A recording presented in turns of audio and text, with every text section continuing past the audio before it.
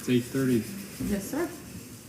We will call to order the November 25 meeting of the Hamilton County Redevelopment Commission. Could you call a roll, please? Dan Stevens, Here. Mark Hall, Present. David Bertner, Brad Beaver, Here. Stephen Here. Dillon. Very good. Stephen. First item on the agenda is approval of the minutes of the June 13th, 2025 meeting. Second. Motion and a second to approve. All those in favor signify by saying aye. Aye. Pose same sign. Annual reporting calendar, item number 4. Connor? Yes, Podium thank is you. yours. It'll be a quick one today. So we have our annual spending plan that must be approved and then submitted by December 1st. Alex Stanley from Bondry Consulting is online. Alex, do you mind walking the Redevelopment Commission members through the spending plan and the other report that you provided us too as well, please? Yes, of course, I can do that, Connor. See you guys hear them all right? Everyone good? Good. Alex, say something again, make sure they hear. Yes, I'm happy to report that, Thank you, Connor. Alex. Connie, Okay. turn that one screen towards us, would you please? Thank you. All right. Good morning, commissioners. I'm going to start with our spending plan that Connor just talked about. That is our first item. It is due by December 1st. So I'm going to walk through this. I can answer any questions you have. And then after that, with your permission, we will upload it to Gateway and make sure that's submitted by the December 1st deadline. Does everybody have a copy of that in front of them, or can you see my I can't hear. screen that I'm sharing? One second, Alex, I can't hear you. Is there, make it a little louder? If there's an issue, Oscar can also jump in and I can just answer questions. Commission members. Yeah. Oscar come in late, so he can't talk. Is there Thank you, a Commissioner. document? I was Connor? 1 minute early. You're 1 minute early. Alex, you want to give it one more try to speak, and then I'll hop in? Are we doing the spending plan? Okay. Yeah, So, we're starting with the Commissioners, spending. report that you have in your page, in your packet, the spending plan, that is a statutory requirement from the DLGF that we have to provide a spending plan for the subsequent year. And we did this last year, and we're doing it again this year. The main items of expenses here are bond payments that are coming out of the allocation areas. This is pretty similar to what we did last year. The only other fees that come out of this are professional services fees, and we budget for those spread them out so that they come out of all the allocation areas. We try to use this as a budgetary item. We also have a cash flow statement. Alex, did we include the cash flow? Yes. Yeah, they should have been given a copy of that. That's not part of the statutory requirement, but something we provide to be a little more helpful. Yeah, so the cash flow, because we feel that the spending plan, just telling DOJ how money's going to be spent, is not really a good, useful tool to the commission. So we just take it a little step further as part of the same report and add a cash flow report so that, one, we can plan with the auditor's office on when the payments are coming out from what allocation area, so that there's always enough cash in all the allocation areas to make payments. And it's a better budgetary tool. But with that, again, there isn't many changes from last year. Still, the main things you'll see there are the bond payments, and happy to entertain any questions you may have. Any questions from the board regarding the cash flow report or the spending plan for 2026?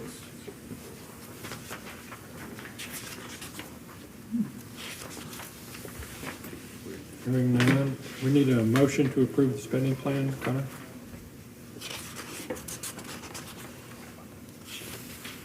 So moved. Do we have a second? Second. We have a motion and a second to approve the spending plan for 2026. All those in favor signify by saying aye. Aye. Opposed, same sign. Thank you, Commissioners. The next item before you is our 2025 annual report. This is another statutory requirement from the DLGF. We call it November 15 annual report because while it started as the only annual report, there's about 3 or 4 now that they make us do, so they're all annual. So this is the November 15 annual report. This is supposed to be submitted to DLGF by December 1st, why we're having the meeting today. This report, it's pretty long, so I'll try to go through it quickly. I know you didn't spend a whole time reviewing it based on the time that you had, but so this report well, let me cover what it has. The best place to start is on the table of contents. The table of contents will go through where each of the items are located. And I'll cover it piece by piece fairly quickly. I'll stop allow you to ask questions. And any questions you have beyond this, you can send it via email at any time, call, or we can have a subsequent meeting and cover any additional questions we have. This is rear-looking, not forward-looking, so just keep that in mind. So it's not a forward-looking report, it's more of a what the activities took place in 2025. The first page of the report will have your allocation area summary. This is your beginning cash balance and the estimated TIF that was collected per allocation area. So page 1 of 15, you'll see, for example, on the top you have 146 and 31. At the bottom you have 31 in south allocation area. And the beginning cash balance, the estimated additional TIF, the date in which it was established, and then the last piece, the expiration year. There are communities that don't have expirations. The expiration of these TIFs is when debt gets issued. Also, at the end of the page, at the end of this report, there is a summary page that has the rules based on when certain TIFs were established. Those TIFs have different expirations, but all the TIFs here, as you can see, have an expiration. The next page is your outstanding bond obligations for tax increment financing. These are the bonds that are legally pledged via tax increment financing. It does not mean that the county or the RDC can't use TIF revenues to pay for other obligations. These are just the legally obligated TIF revenues from the TIF. And then you'll see it starts with the 2015 bonds all the way up through the 2025 bonds that were issued early in the year. And the coverage is based on the debt service and the allocated increment. So the numbers under estimated tax increment remaining on page 2 are balances that are not obligated? Well, that's the beginning estimated, and then when you see the total, that's the total of the bond issuances. So, and then at the end, you have the estimated remaining. So the beginning estimated, that's your total available TIF for these obligations, and the last column is what you would have remaining. Column on the far right. Yeah, the second to last line of Yeah. it. Okay.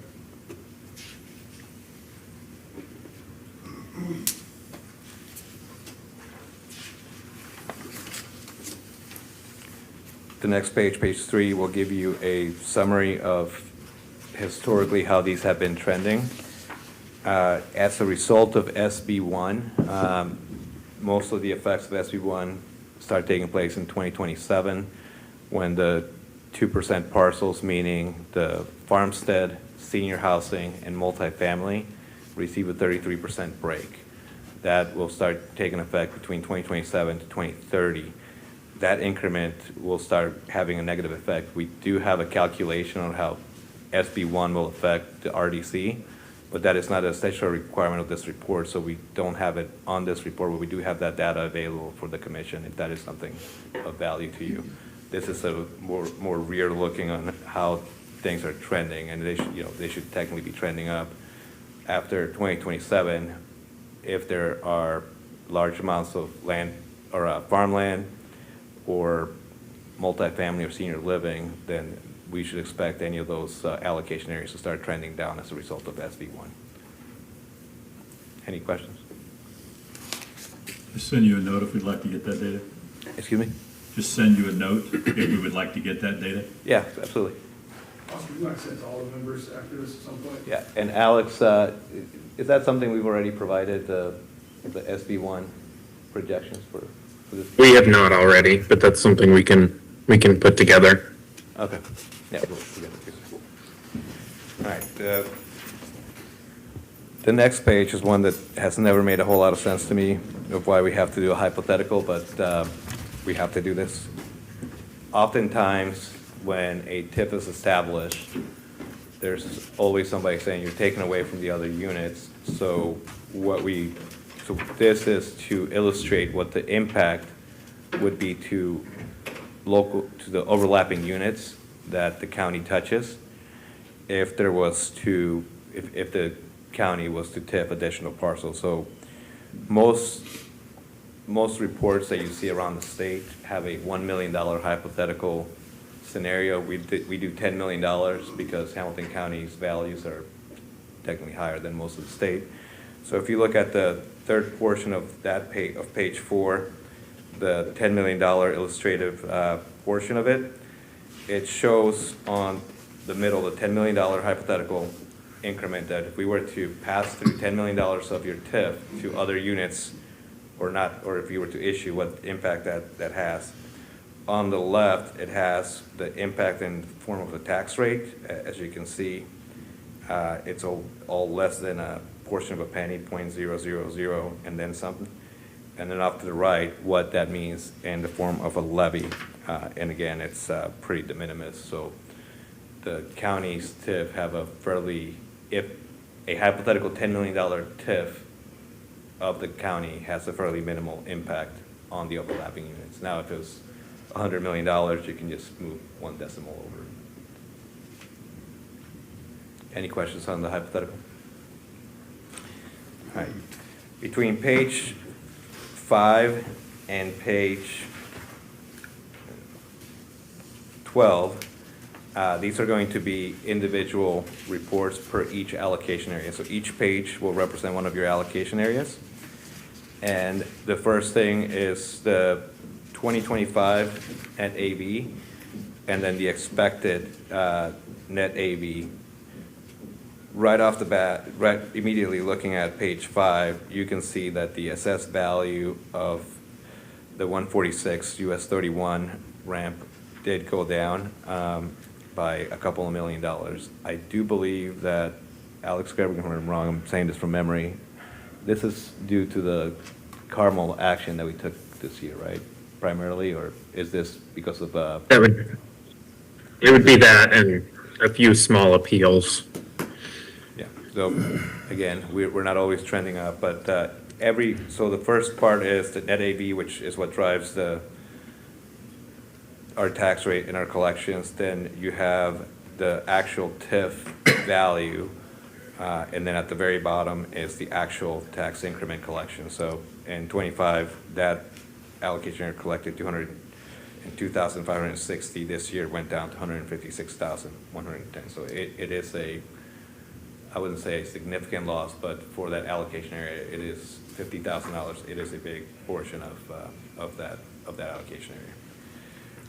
Continuing forward, I'm not going to go page by page on this portion of the report because you have all of your allocation areas. But if you just go to 6, 7, 8, 9, 10, 11, and 12, that is the same portion for each of the reports.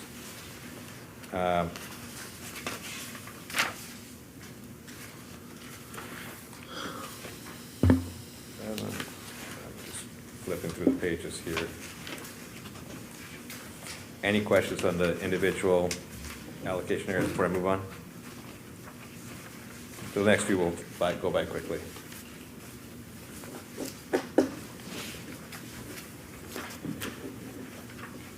Okay, moving on to page 13. Page 13 through page 15 is a narrative of how the allocation areas will be utilized in the future, what at least the tentative plans are. So those narratives are probably the most useful part of for you guys is if you want to just, if somebody asks like, hey, TIF, you know, the 276 TIF, what are you guys doing with that, with those funds? You can just go to the bottom of page 13. It gives you a summary when it was established and what the funds are used for. You know, again, it just has a narrative of each of the allocation areas on how in 2026 you plan on utilizing those funds. And that is from page 13 through page 15 for the corresponding allocation areas.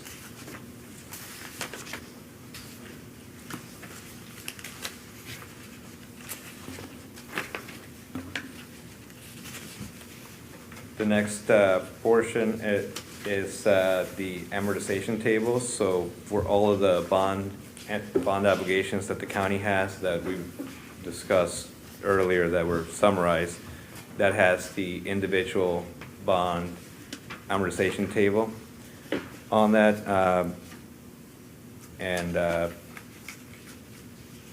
It will be for each of the corresponding obligations that were included on there between page A1 through A5.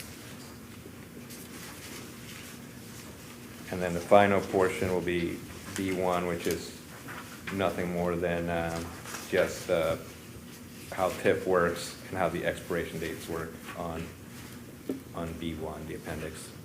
This is not, we don't need a vote to pass this unless you would like to vote to have it uploaded to Gateway, but what will happen here, we are legally required to present it to you.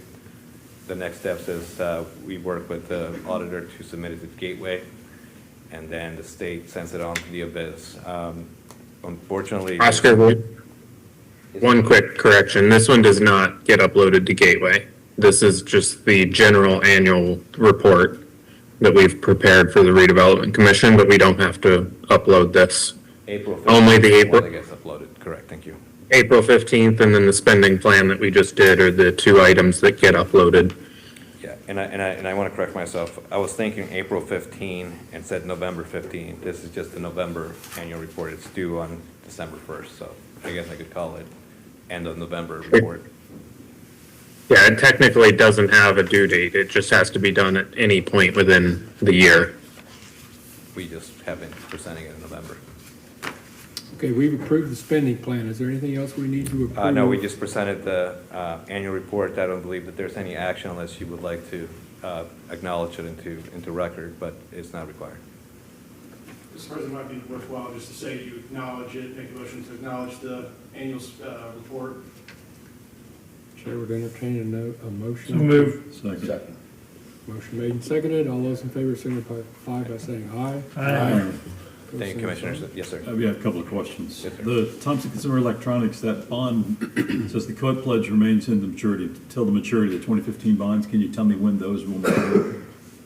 The 2015 bonds, Yeah, the co-op pledge on Thompson Consumer Electronics TIF, the question behind the question is all that development that Carmel's going to do, is that going to be in our TIF area? And will our revenues increase when that bond falls off?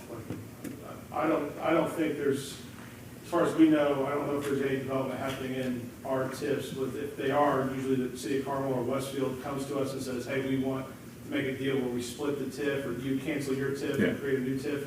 So unless Oscar and Alex, you guys are aware of anything, I'm sure there's development going around there in Carmel. I don't know if any of it's in our TIF. Is that your guys' understanding too, or? Alex Thompson Thrift, that's, that one's always been upside down, if my memory serves. Yeah, Can you? it has. I'm not aware of any development that will increase county TIF revenues, but I'll make a note to look into that and circle back on it. It shows that COET pledge falls off when the 2015 bonds fall off. Correct. So that might be timing with what they're planning on the east side of 31, just north of 103rd Street.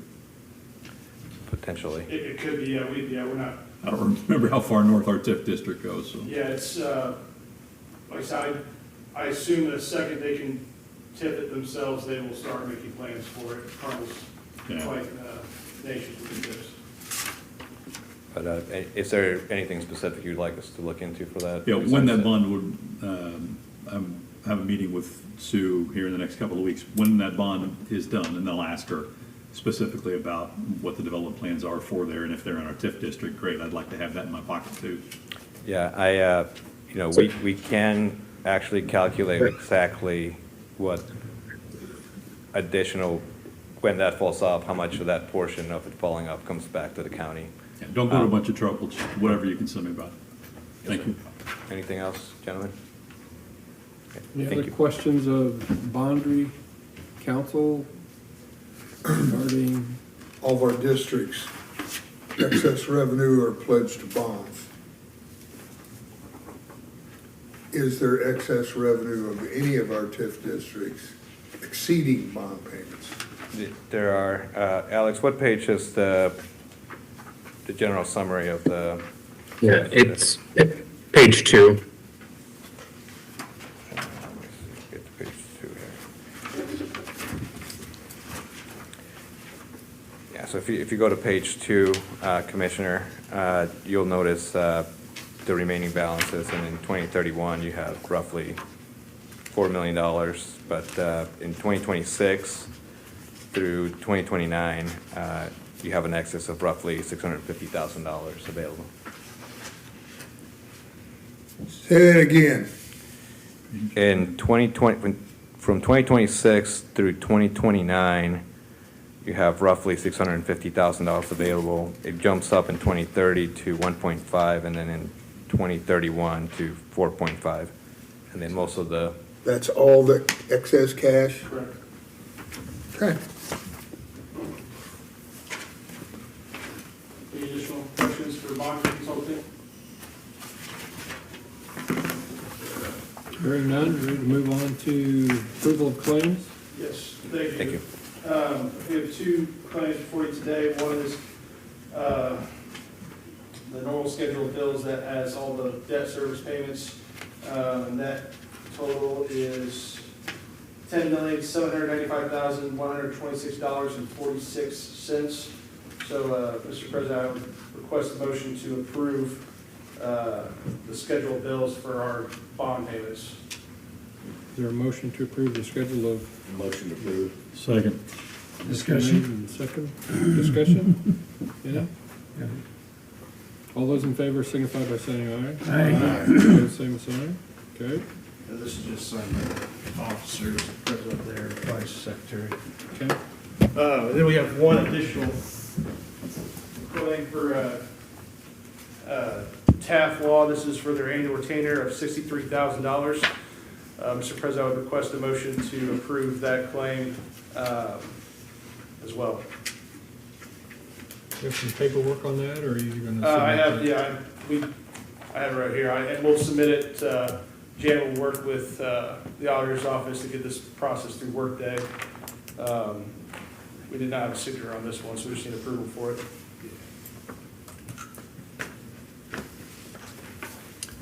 Nobody's racing for that motion, are they? that?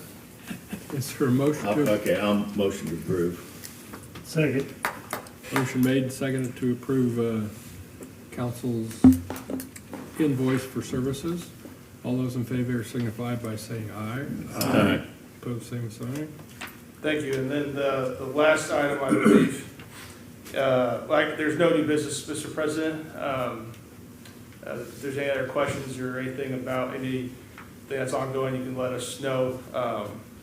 But if not, Mr. President, we can start discussing meetings for next year.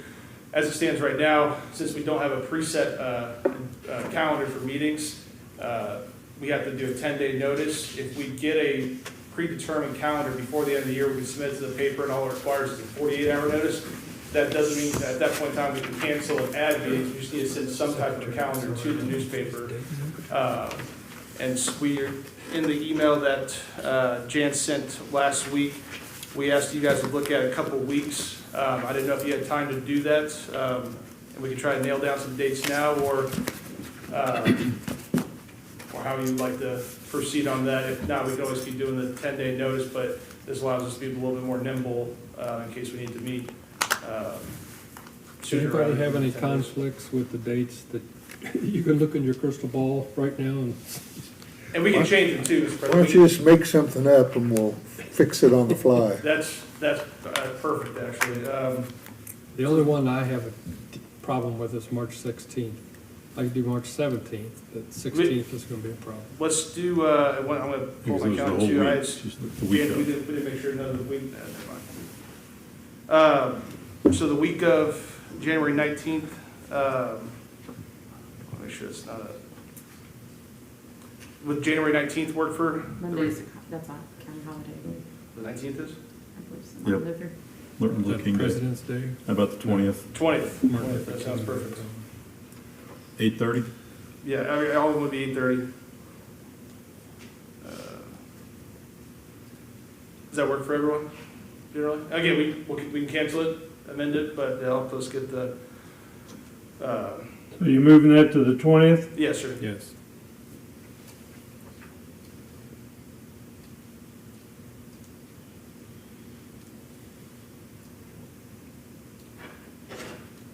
The next one would be, Mr. President said he had a problem with March 16th, so March 17th. We can start out St. Patrick's Day with all of us, then go to Sid's afterwards, whatever you want to do. Sure, sounds good. Would that work? You're moving that from what? The March 16th to March 17th? From Monday to Tuesday.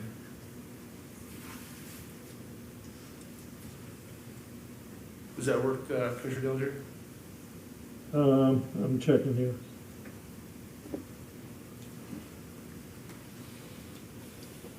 Yes. Excellent. June 1st, does that tentatively work?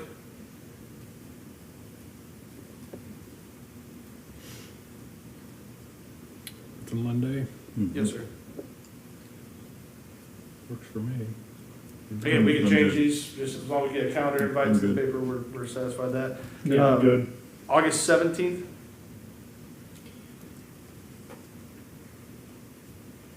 Yeah. Good. Excellent. And then November 9th, we're about 12 months out, but at 8:30 a.m. You know, that's Drainage Board and Commissioner We'll Day do the too. November 10th, that's a good point. Change Do it- what? November 10th, would that work? Yeah, change it to Tuesday. Well, 9th would work too, because we don't start till noon then, but, I mean, we could do it on the 9th. If you want to spend that much time with us? You know, I spent 12 hours with you yesterday. I think I could last probably one more hour with you. I enjoyed it, but I'm not sure if Just you leave did it on so. the 9th. All right, 9th it is. Make it a short meeting. Yep, Mr. President, if you wouldn't mind, and you just make the motion after what I say, approving the annual meetings for January 20th at 8:30 a.m., March 17th at 8:30 a.m., June 1st at 8:30 a.m., August 17th at 8:30 a.m., and November 9th at 8:30 a.m. for the 2026 meeting schedule. Is there a motion? Second. Motion made and seconded. All those in favor signify by saying aye. Aye. Opposed, same sign. Next order of business. That's all we have, Mr. President. That's Well, it. well, Any questions? get up here, but you want to give us a report.